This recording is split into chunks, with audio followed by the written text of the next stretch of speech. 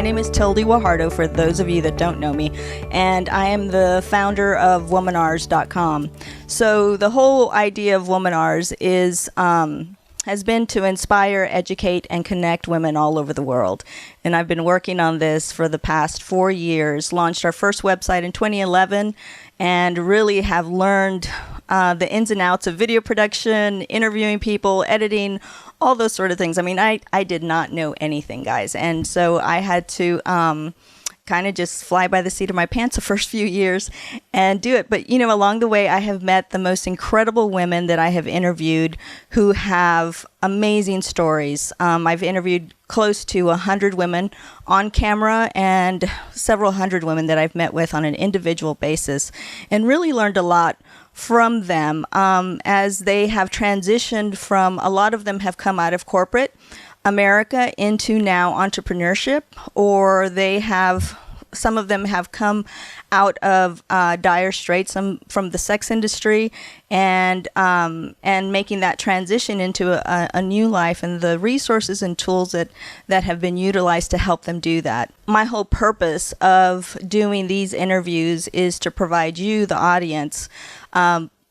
those three things: the inspiration that you need, the motivation that you might need to get to where you want to be, the resources, the education, and the tools and resources that other people are willing to share with you so that you can make that transition a lot more simpler and easier, and also to be able to connect with them. Everybody I interview, I make sure that they make themselves accessible to our audience, and they're there to help you. They like to give back. Melissa, who I'm about to interview, I met her at a women's conference through the Ivy Club. I'm not sure. If you don't know who Ingrid Vandervelt is, please look her up and Google her. She is one of the foremost female leaders, and I think she just made like the top 50 most influential women. And I got an invitation from Ingrid to attend this conference in San Antonio, and Melissa was one of the 100 women there as well. So it was really a pleasure meeting her, and I was really excited when she agreed to come on the show with me, and actually being the first one on the show, and also somebody that I met at the Ivy Club weekend retreat is really exciting for me to be able to do that as well. So now I will be happy to introduce Melissa Heisler, who is the co-founder of Artemis, a nonprofit focused on advancing women artists through knowledge building, exposure, and support. Melissa is also a stress reduction expert and the author of From Type A to Type Me: How to Stop Doing Life and Start Living It. She is committed to guiding entrepreneurs and professionals to improve their health, increase their mental clarity, easily deal with difficult people, find peace in their work lives, and improve their business effectiveness, all through reducing their stress levels.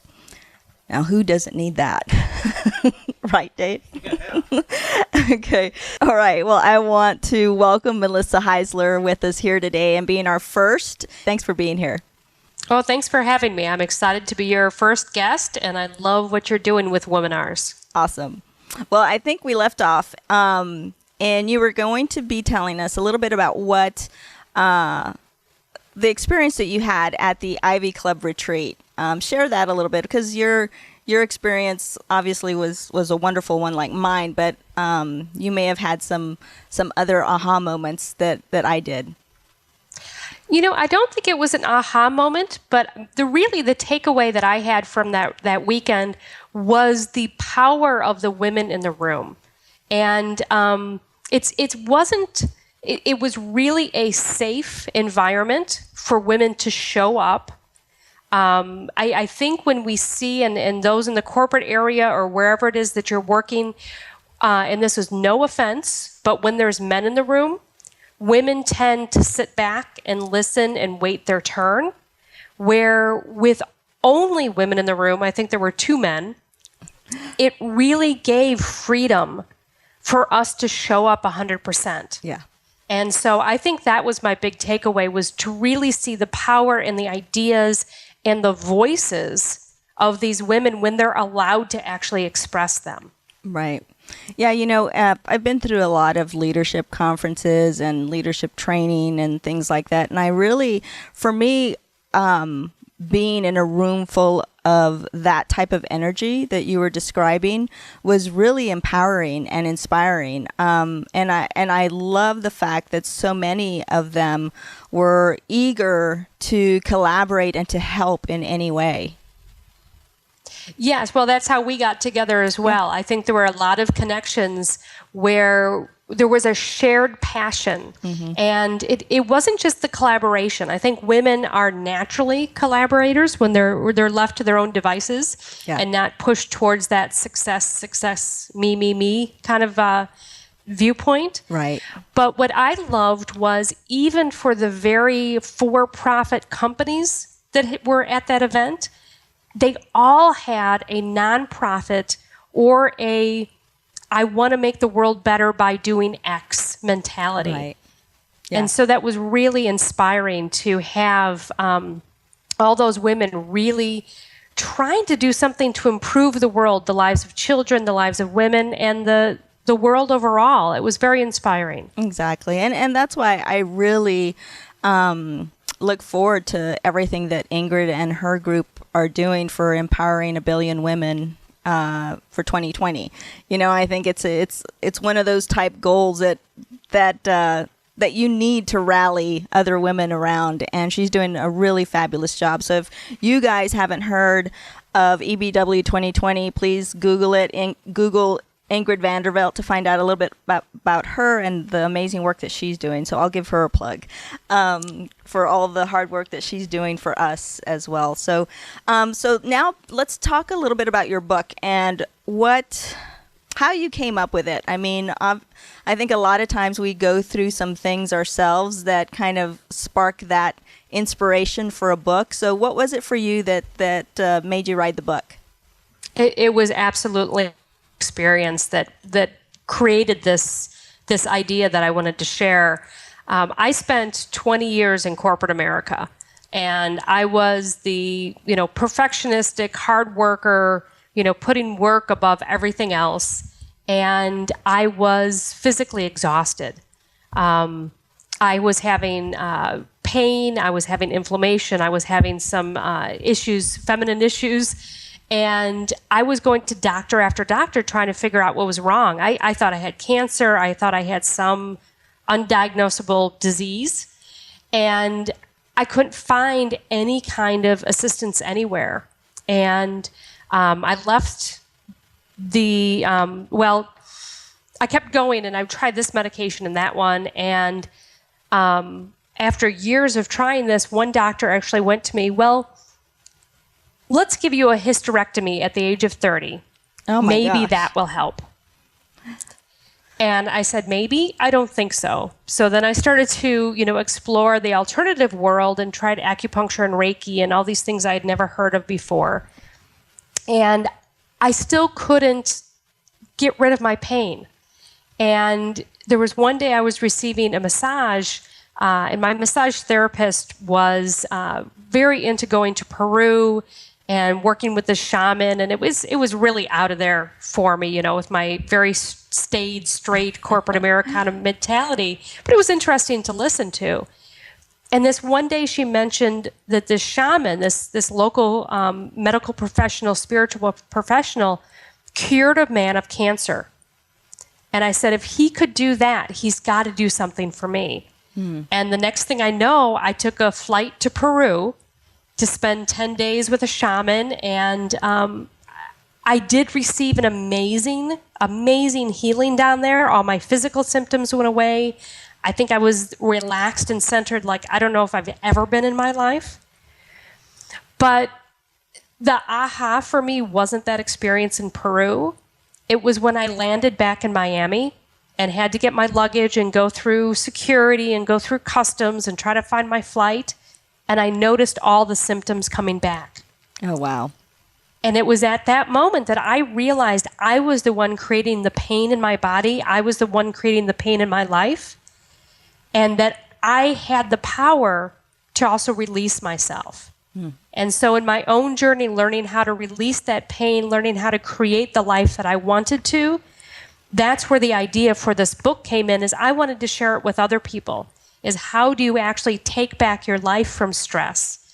How do you give yourself permission to live the life that you want to do? And I think I work with a lot of type A's who, and this is amazing as I started to work with them, when they were younger, they never got to be children.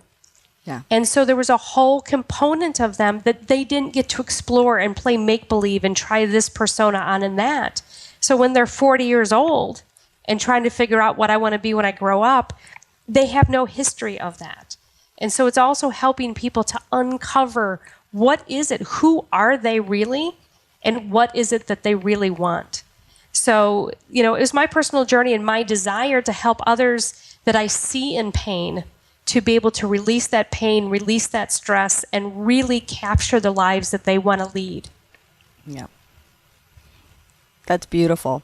And, I can so relate, and you and I talked a little bit about this before, a few weeks ago when I went, and I told you I had been under a lot of stress and took a good 21 days off. Yes, I took 21 days off. I was burnt out and I was just exhausted. And it didn't matter if I was traveling around the world for 45 days. I was still exhausted because I didn't stop working. And so I really took the time the past 3 to 4 weeks to myself. And I created that safe space in my own home. I didn't go anywhere. And I just relaxed. And I can't tell you, and I took care of myself too. I took care of my health, my emotional health, my spiritual health. I reconnected with God like I hadn't done in a long, long time. And I feel great. I feel re-energized. I feel inspired again. And so doing these interviews now, I can have fun. And I can totally relate because I'm a firstborn. I'm a type A personality. Yeah. And yeah, Dave says, yeah. And so I can totally see how people like myself, and especially for somebody like me who has had a traumatic childhood and didn't have a childhood because of the childhood molestation that I experienced from the time I was 5 till I was about 12, and the effect that had on me as well. So now, the first 25 years of my life was in anger, and I vowed that the next 25, 70 years, whatever it is that I'm going to live is going to be in joy and in happiness. And you can't do that when you're inundated with stress, especially as an entrepreneur and a solopreneur trying to do it all yourself. What are some of the things that you can tell people, some of the tools or some of the things that you talk about in the book for people to be able to know when they're reaching that point, and then how to alleviate some of that stress? Well, I think you've hit on the key too, and I honor you for your history because I think it will inspire so many others. Is that when we're growing up in an environment, whether it's alcoholism or something else, we don't get to be children. And we don't get to learn that we're worthy and that we can have a joyful life because we're always just trying to survive. And I think this happens not only to people in that situation, but can also happen in the workplace or in our daily life where we just up in the stress of the situation in trying to do task after task that we don't realize the toll that it's taking on us. And so the first step in actually changing your life is to have awareness. I mean, you mentioned that you took 21 days off to heal your body and heal your spirit and heal your mind, and I honor you for that, and that's fabulous. But why did it take you to the point of desperation to be able to take that time off? I have another individual that I charity work around the world, and every time he comes back from a trip, he has to take 2 weeks or a month off because he's exhausted.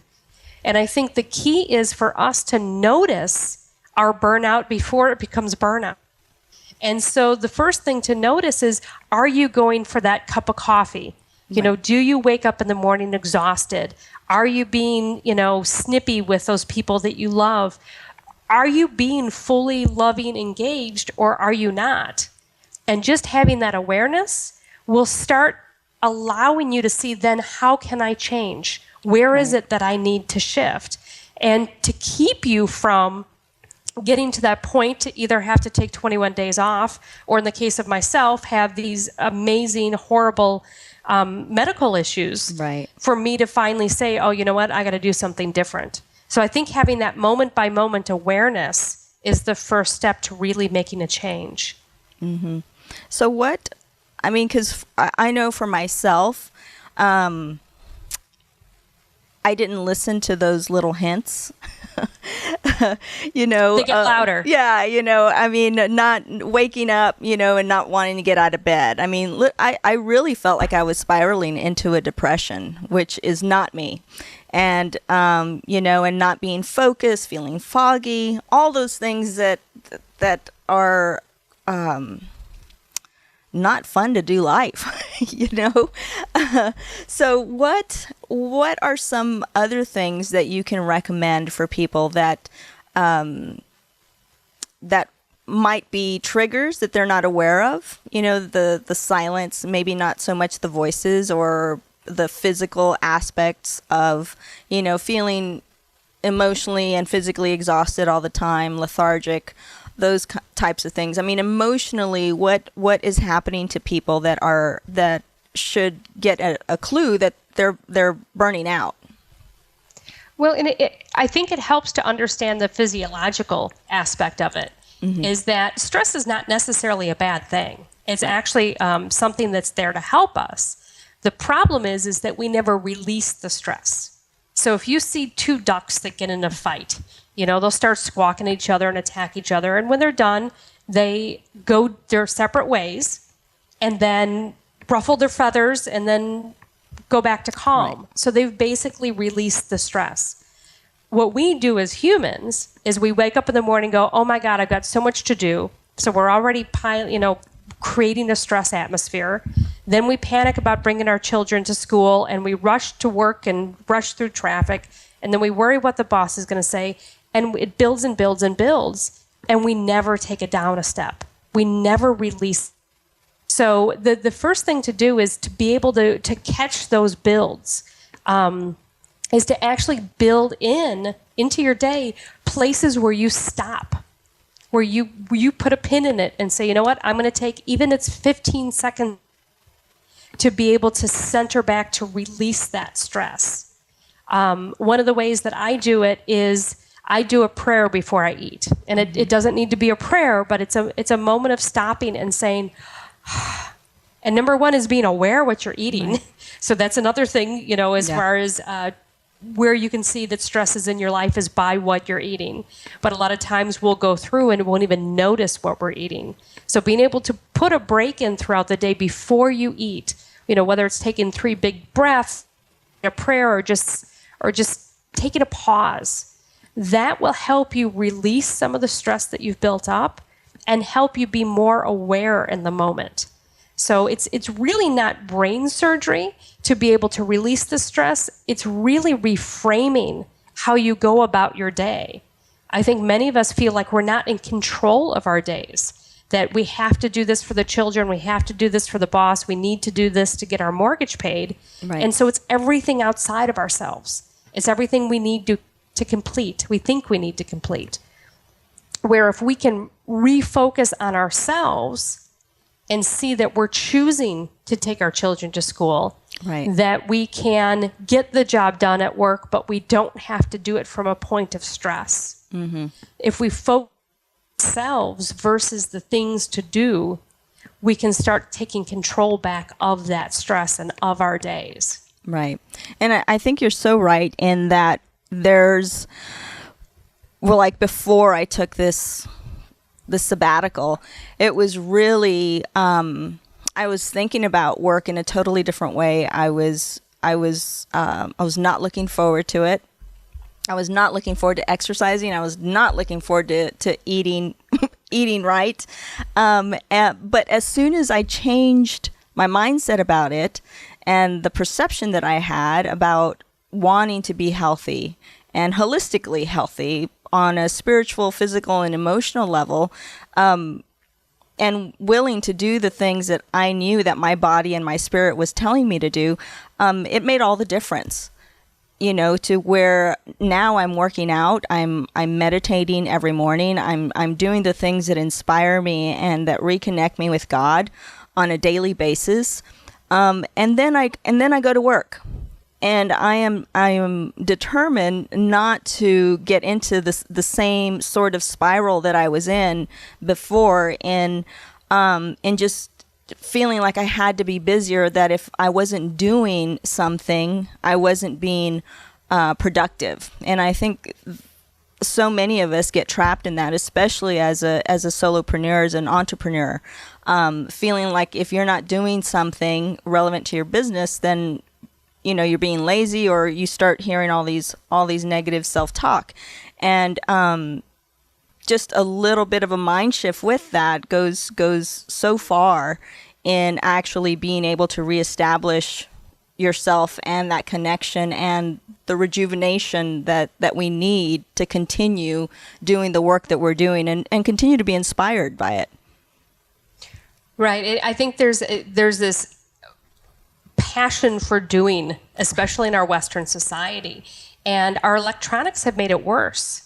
In that, we're always getting texts and emails and calls, and if you see everybody, they're glued to their phones, and there's this instant gratification. There's this need for an instant response that we now have in the society, and we think that's the way to work. But it doesn't work that way, and this is such a hard shift for people, and I know it was for me. Mm-hmm. Because I had the lists, I knew what I needed to accomplish that day, which of course was 200 times more than I was physically possible. And there was all this idea that, like you said, if I didn't do it, then I was a slacker, or I wasn't worthy, or whatever judgments we put on there. What's amazing to me now is the less that I work, the more I get done. And it's really a mind shift on how we approach the work that we do.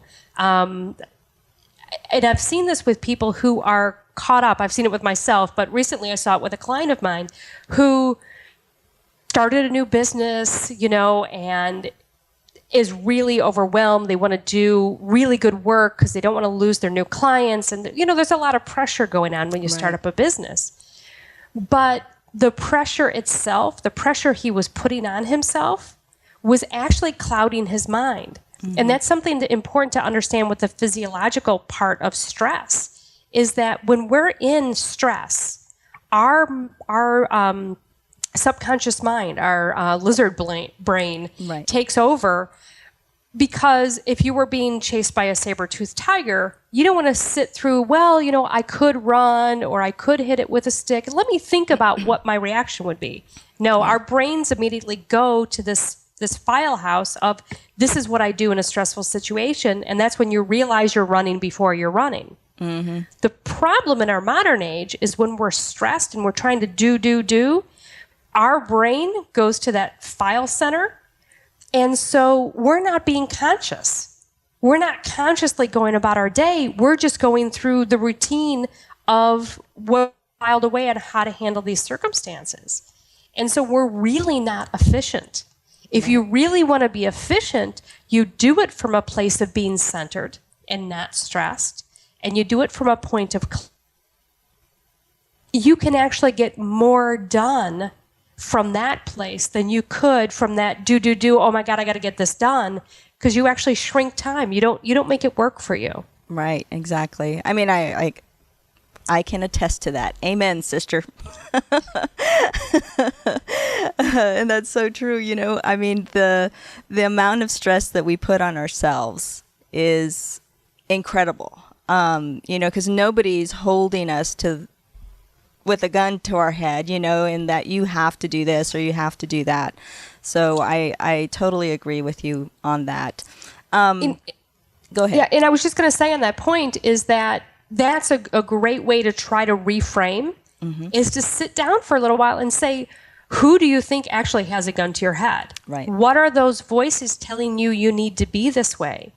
And I think a lot of it, for women, a lot of times it's, I need to be super mom and I need to be a professional.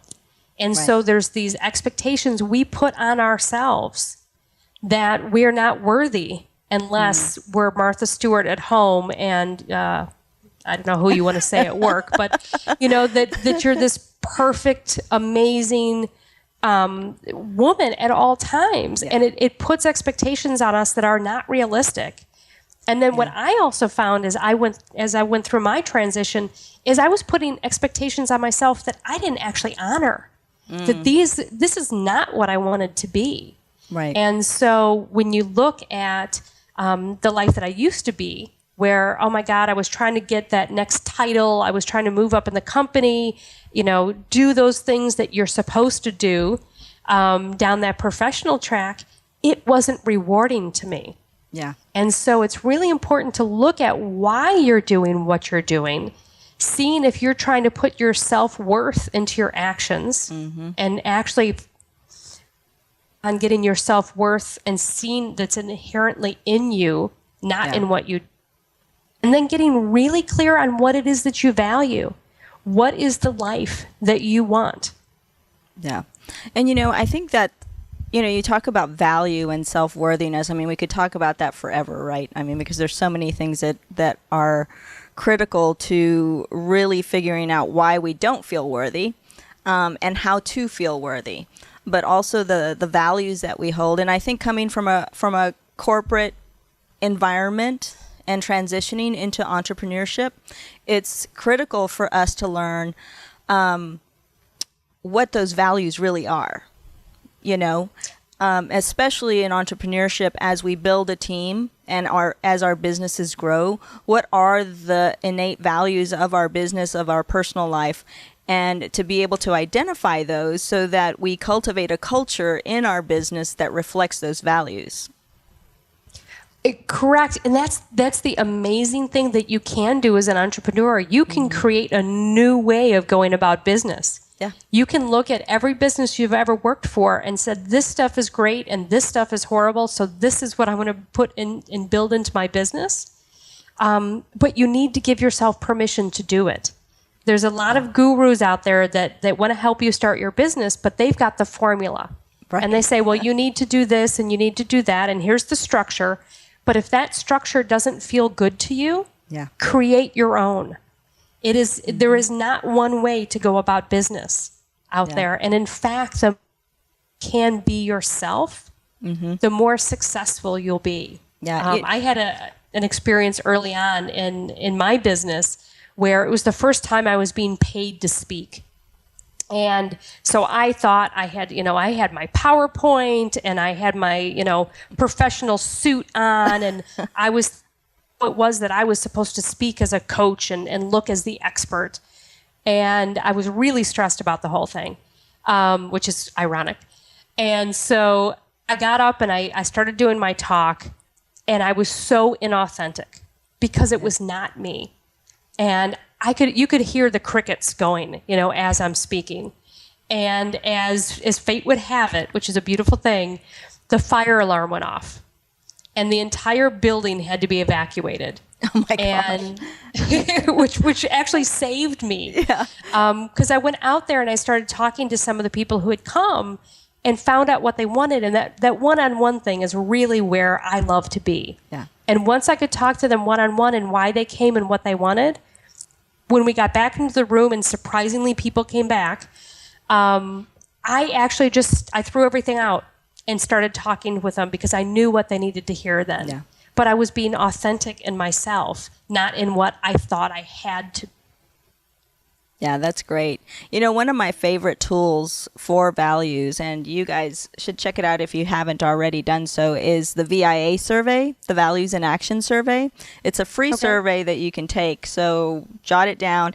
And it's actually a great tool that gives you the top 5 values in action that you have. And I think there's like 24 total, but it gives you the top 5. And those are the ones that you need to concentrate on in being able to see what it is that's really important to you, So highly recommend that for people out there that are wanting to figure out what those values are, the VIA survey is a great tool to use, and it's free, like I said. Are there any other tools that you can recommend for people that will help? Well, I don't have any tools that I can give you, but what I do go with my clients is something probably very similar, but the way I get at it is I want them to look at what they want to experience. What is it that you want to experience in calm, or do you want excitement? Do you want, financial success? And I guess that's a thing. It's really to get into those adjectives in your life. What are the adjectives you want to describe your home, your work, your relationships? What do you want those to be? And to find those adjectives and then use those as your rudder throughout the day. Because I think one of the things that we get into is it's great that a lot of people are talking about the law of attraction and trying to bring these things into your life. But the problem is we get too specific. We get too specific in it that I want this specific red Jaguar race car, and that's what I want. And number one, if I don't get it, then I failed and I'm bad. Right. Or I get it and I'm unsatisfied because that's not really what I wanted. What I really wanted was the feeling of exhilaration or going fast or looking sleek, whatever the reason was, I wanted that car. So if we actually look at what it is that we want to experience and then be open to how it comes to us. So it's allowing the experience to come to us, not the thing. It's a great way to get out of that doing because now we're not tied to a specific outcome. And usually if we're tied to a specific outcome, we also think there's a specific how do we get there. So if I want the red sports car, okay, either I need to win this contest or I need to make $1 million or, we start figuring out the way to get there. Where if I say I want the feeling of exhilaration, that could be going down a hill on my roller skates. That could be, hiking to the top of a mountain. Right. That could be going skydiving. There's a gajillion different ways I can get that feeling that I can do it easily and I can do it in ways that really make me feel centered and authentic. And it removes the stress because when we put in specific outcomes and specific ways to get there, now there's failure. If I don't get this specific red car in this timeline by this way that I said I would get it, I failed and it becomes stressful. If I focus on I want to feel exhilaration and just find ways throughout my day to feel that or shift to feel that way, we always win. And so it's a great way to remove stress. So what would you say to people, because I totally get where you're coming from, and making the picture a little bit bigger instead of so focused that, you don't have fun getting to the goal, right? Basically is what ends up happening. So how do you then set a goal? Because, aside from as a business owner, you've got to kind of set projections for yourself. What's a good example that you can give of a goal that you've set for yourself in business that doesn't create that stress for you? My goal that I've set in my business is that I can remain here in Mexico as long as I choose to. Oh, that's a good one. That's my business goal. There's no, and I know that there's X amount of dollars I need to make at a minimum to do that. That's what I keep in the back of my mind. Yeah. And I know this is different than some other people who have every day they look at the dollar amount or where it is that they want to go. For me, it's much more of, am I enjoying where I'm at? Am I enjoying what I'm doing? And am I making enough to let me continue that?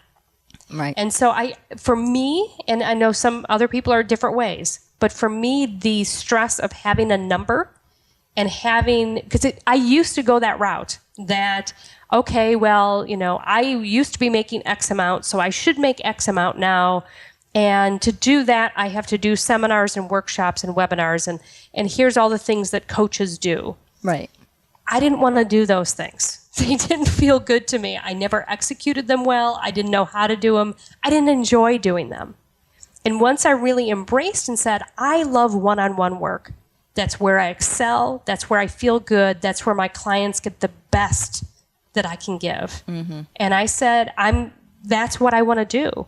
Yeah. And I knew the numbers weren't quite there, at least in my mind, to be able to make the way I wanted to live and what I wanted to do. They didn't seem to match. Right. But when I stayed true to saying, this is what I love doing, this is what I'm made to do, this is my gift, things started coming around to allow me to do that. And there's a lot of trust that comes out. Right. It's so much easier to do it the other way. I have a master's in marketing. I know how to do the strategic plan and lay it out and have all these steps and all this timeline to make things happen. None of that worked for me. Yeah. And instead, when I tuned into how do I want to live? I think that's kind of my key for entrepreneurs is don't just look at the money, don't just look at the outcome, but look at the life you want to create for yourself. Yeah. And make sure it's part of your formula. That's because otherwise advice, you'll get to the end and have money and not have your true meaning of success. Yeah. And I think we've all read enough articles to tell us that money isn't the thing that people regret the most at the end of their lives. It's that time, how they spent their time, or telling people that they loved them. It's meaningful things that people regret not doing or thinking about, So thank you for that. If you guys have any questions, just please feel free to chime in and ask any questions that you have for Melissa about stress and dealing with stress. Would love to hear from you if you do have any questions. And we're going to be wrapping it up here soon, but I really want you to talk a little bit about Artemis, and because I know that you are the co-founder of Artemis. So tell people a little bit about what Artemis is and what your mission focuses on. Well, thank you for that. We're very excited. This is the launch year of Artemis. We've been around for a little while, and this is going to be our year to really put together some strong programs. And the mission of Artemis is to advance the women artists through knowledge building, exposure, and support. So I'm sure if anybody watched the Oscars last night, and it's about it being all white males at the Oscars, that is systemic to the art industry. And this is not to attack men at all. That is not our intention. But the problem is that over 50% of the U.S. population self-identifies as women, and yet they are not represented that way in the arts. And so because they are not represented in an equal way, we're not hearing the full population in our arts. And what's really important with that is that art imitates life and life imitates art. And so when we're missing a whole voice from our art, we're missing it in our entire society as well. So Artemis really wants to work with the individual artist. There's some really great nonprofits out there that are bringing this lack to our awareness. That 95% of the producers and engineers in the music industry are men. Wow. And so our music is so dominated by the masculine point of view. So there's some great nonprofits that are bringing that to mind. But what Artemis really wants to do is to help the individual artist, is to help them to speak their voice. Like we started at the beginning of this session, talking about how when men are in the room, women tend to take the back seat. So how can we actually empower these women artists to stand up front, to show their art, to take their seat at the table, and to get the training that they need? Because a lot of times the women don't receive the training that they need because all the focus is in the men on the university side. So there's just a lot of work to be done to empower the individual female artist and to also give her means to have her works be seen by a larger audience. Awesome. Thank you for explaining that. And where exactly can people find more information about it? Or do you do workshops centered around this type of thing? Or where can they go and find out more? They can find information at artemisarts.org, and they can sign up for our newsletter there. And this year we should have a membership program that they can sign up for. And we are having some, our initial classes are going to be in the Portland, Oregon area this spring. We're also working on having some online classes, and both centered around the arts, but also in sexual harassment and some other topic areas where we can assist women. And we're also talking to some universities where we're hoping to go in and build up allies for this program. So great. Also in training men or those surrounding the arts to just notice the inherent program that's going on right now and how we can all be the change. That's great, Melissa. Thank you so much for sharing that. And thank you so much for sharing your time here with us today. Really appreciate that. And all the wisdom that you brought today, especially dealing with stress, because we know that a lot of women don't know how to really deal with a lot of the stress that they're feeling. And I think for me, it's really important to remind everybody that take care of you, because nobody else is going to do that, you know? Yeah. And if you don't take care of yourself, then you're not good for anybody else to be able to take care of them in the way that they deserve as well. So big kudos to you and the work that you're doing. And if I can ever be of service to you, please let me know. Thank you, Tilde. Well, I appreciate you being able to share the word today. I hope that your listeners have gotten some good information and something that they can move forward with. And I invite them to go to FromTypeA2TypeMe.com, where they can download a free chapter of my book. So hopefully that'll give them a little insight into maybe some of their type A tendencies, be helpful or hurtful to them. Yeah. So, and I wish you all the best with this Womanar program. I think it's going to be fabulous, and I honor you for bringing some great information out to the world. Thank you so much, Melissa. Appreciate it. Have a great day. You too. And thanks to all of you who tuned in and watched our first episode of Tuesdays with Tilde, a Womanars production.